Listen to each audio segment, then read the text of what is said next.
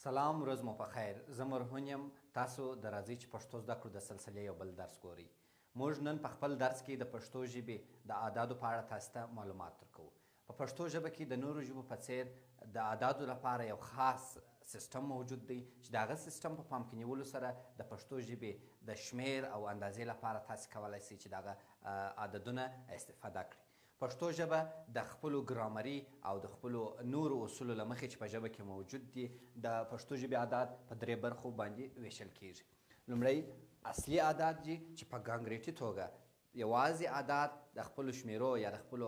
رتبو په نظر کې نیولو سره تاسو ته وړاندې کیږي. د نورو ژبو په څیر په پښتو کې هم یو، دوه،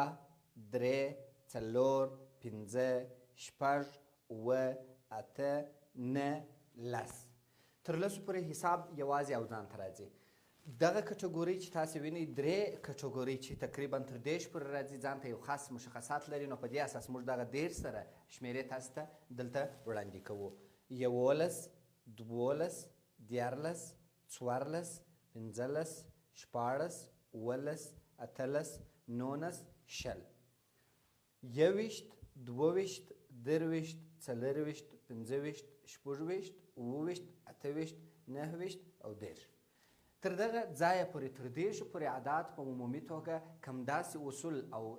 تګلاره یا تیوري نه لري چې موږ تاسو ته وړاندې کړو چې د هغه په پام کې نیولو سره تاسې وکولی شئ اعداد زده کړئ، بلکې دغه اعداد په غیر فرمولیک ډول د یو څخه یولس راغلی دي، په دوه کې تاسې وینئ چې ای لوېدلی دی، دولس سوی دی، په درې کې تاسې وینئ چې ای په ای اوښتې ده او اخر کې لس ورسره یو ځای سوي دي، دیارلس یعنې تاسې نسئ ویلی چې درېلس، دیارلس. په څلور کې تاسې وینئ څوارلس سوي دي، لام یې غورځېدلی دی. په پنځه کې تاسې وینئ چې ای لوېدلی دی. په همدې توګه دلته تاسې وینئ چې موږ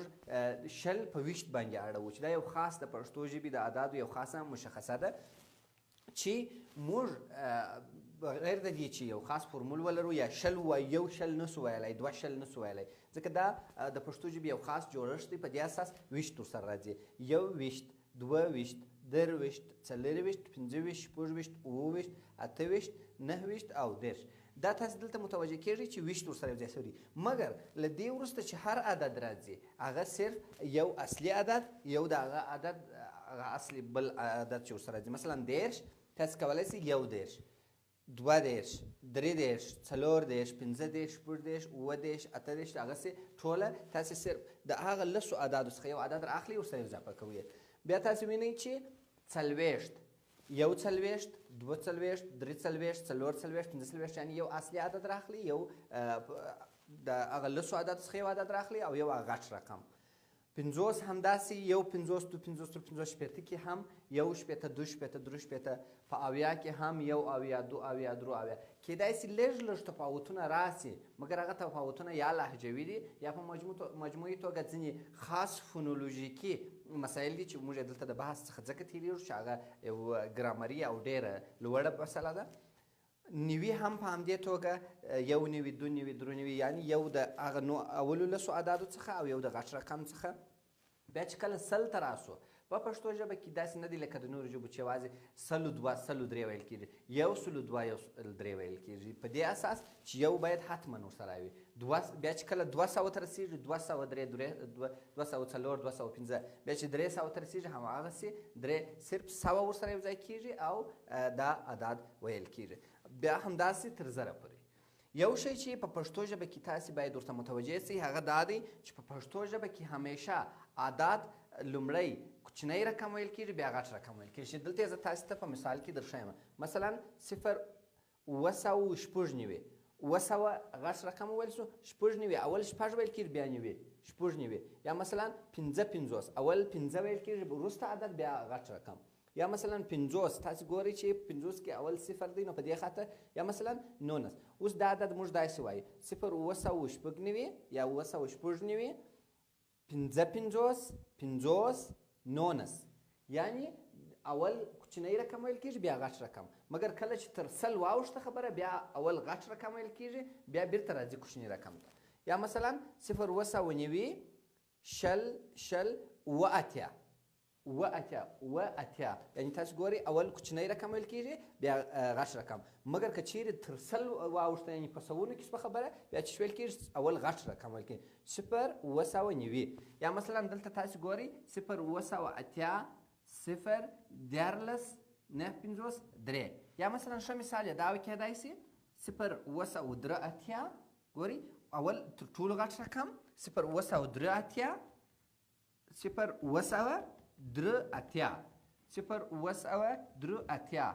اته څلوېښت یا مثلا 0.10 څلوېښت دیارلس یا 0.11 څوارلس درویشت یا 0.11 اوولس دیارلس یعنې تاسې متوجه یاست چې اول تر ټولو کوچنی عدد بیا غټ عدد ویل کېږي مګر که چیرې خبره تر سوونه واوښته په هغه صورت کې دی څه کېږي اول یې تر ټولو غټ رقم ویل کېږي 0.10 څلور 11 دغسې توګه تاسې کولی شئ چې د پښتو ژبې ټولې شمېرې همداسې حساب کړئ بله مسله د رتبي اعدادو ده رتبي اعداد یعنې دا چې ته یو شي ته درجه یا رتبه ورکوې مثلا هلته تاسو ولیدله چې یو په پښتو کې موږ کله کله د لومړي هم کاروو چې لومړی مګر ډېر معمول شکل چې په ټولو ژبو کې هم موجود دی هغه اول دی اول یا لومړی مګر په نورو ټولو اعدادو کې یوازې د ام په راوړلو سره د رتبې وروستاړی چې ام دی د هغه په راوړلو سره ټول اعداد چې کوي ځان ته رتبه اخلي دوه ام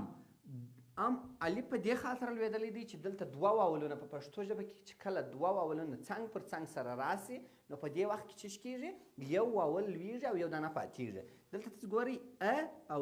ا دواړه سره راغلي نو په دې خاطر یو اول یې لوېدلی دی دوهم دلته تاسو ګورئ درېیم درېم ا او ا سره د سوي دي امتزاجه کړی دی یو بل کمزوري واول یې دلته رامنځته کړی دی درېیم په څلور کې څلورم په پنځه کې تاسو ګورئ ا لوېدلی دی چون کمزوری واول دی پنځم ځینې جوړ شوی دی شپږم یعنې شپږم اوه جمعم اووم اته جمعم اتم نه جمعم نهم لس جمعم لسم داسې نو چې تر هر څونه پرې ته یو شي ته رتبه ورکوئ صرف د ام په یو ځای کولو سره د دې څخه رتبې عدد جوړوئ دریم کټګوري هغه کټګوري ده چې موږ په دا کټګوري کې په عمومي توګه د یوه شي اندازه یا شمېر ښیو مثلا یو قلم دوه قلمه یوه کتابچه دوې کتابچې دلته هم موږ د اوله سره که تاسې متوجه یاست د مؤنث او مذکر خبرې کوو دلته هم کله چې موږ عدد حساب کوو نو د مؤنث او مذکر خبره ډیره جدي ده اوس تاسو ګورئ یو قلم مګر کله چې یوه وایو په یوه کې دلته یوه هی ورلویږي ځکه چې د دې سره کتابچه یو مؤنث جنس دی نو په دې اساس یو په یوه اوړي یو قلم یوه کتابچه دوه قلمه دوې کتابچې دوه دوې په دوې باندې اوړي ځکه چې بله کلمه مؤنث ده دغه د مؤنث او مذکر حالات یوازې په یو او دوه کې دي تر یو او دوه چې اضافه شول درې څلور پنځه ټوله یو شی لیکل کېږي درې قلمه درې کتابچې څلور قلمه څلور کتابچې ټوله یو رقم لیکل کېږي او دلته یوه موضوع چې ډېره مهمه ده هغه دا ده چې د پښتو ژبې عادات په مجموعي توګه یو له بل سره ډېر نږدې ارتباط لري داسې نه دی لکه په نورو ژبو کې چې مثلا رتبې بیخي یو بل شی کېږي هماغه شکل یې دی صرف یو څه متفاوت کېږي دوستانو تاسې کولی شئ کله چې په پښتو ژبه کې یو عادات وایاست لومړی به که چیرې د لسونو په برخه کې و شپېته اویا اتیا نوي تر سله پورې په دغه برخه کې به تاسې لومړی کوچنی وایاست بیا به غټ لکه نه شپېته یا لکه اوه اویا یا لکه پنځه شپېته یا لکه پنځه دېرش یا لکه څلور څلوېښت اول به یې کوچنی وایاست بیا به یې غټ مګر کله چې تر سل خبره لوړه شول یو سلو درې دېرش هماغه سیستم به یې مازې به سل اول راځي یعنې تر ټولو غټ عدد به یې په مخ کې راځي که په زر کې راغله یو زرو یو سلو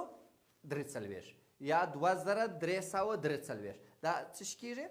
لومړی تر ټولو غټ په لسګونو په خانه کې لومړی کم یو راځي اول هغه یو راځي چې هغه کوچنی وي چې تر سلګونو خانې ته ورولوېدل په هغه صورت کې بیا غټ راځي او چې د زرګونو خانې ته ورولوېدل هم لومړی غټ عدد راځي درنو دوستانو زموږ د حساب په اړوند یا د شمېر او اندازې په اړوند درس تر همدې ځایه و تر بله درسه مو په خدای سپارم الله مو مل